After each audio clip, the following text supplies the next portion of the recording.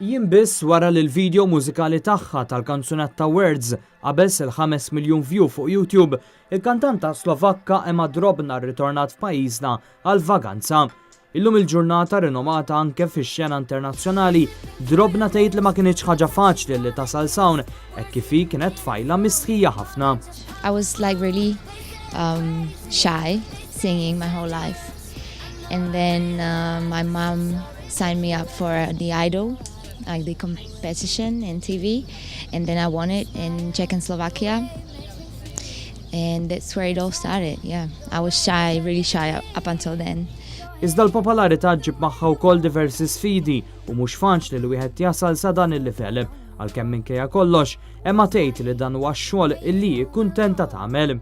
I guess it's pretty hard. Like there's a lot of artists all around and a lot of really interesting and very good artists, so it's quite hard. I've done a lot of jobs in my life. I've worked in London for 2 years and I've studied in Denmark and I've tried all different things and I didn't really like anything. This is the first job that is really my hobby, so I never really had anything like I want to quit this. Sometimes, you know, it gets when like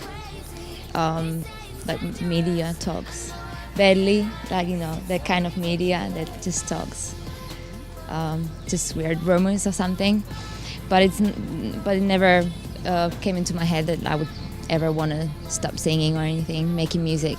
Titkellem beċitament għas-suċċess li qed tikseb l-aħħar single tagħha Words. It just happened like a few days ago. It got hit 5 million. So yeah, I'm very, very happy about it. It was played on the radio a lot, so people like in Slovakia and Czech Republic know it. But yeah, I thought, I don't know, it's crazy. Like 5 million is quite a lot for me, and I'm really glad it happened. And hopefully, it's gonna be like that with my next songs.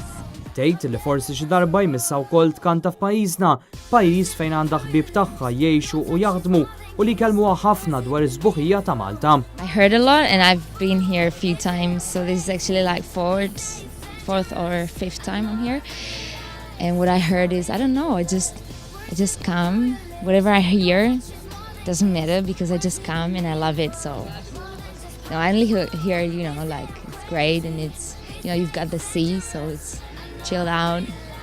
It's crazy on the roads.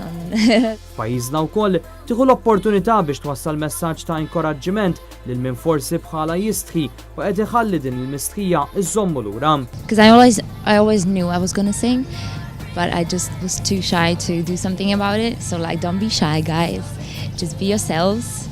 Do what makes you happy. Well, in case you're not hurting anyone. So yeah, just be yourself and be happy.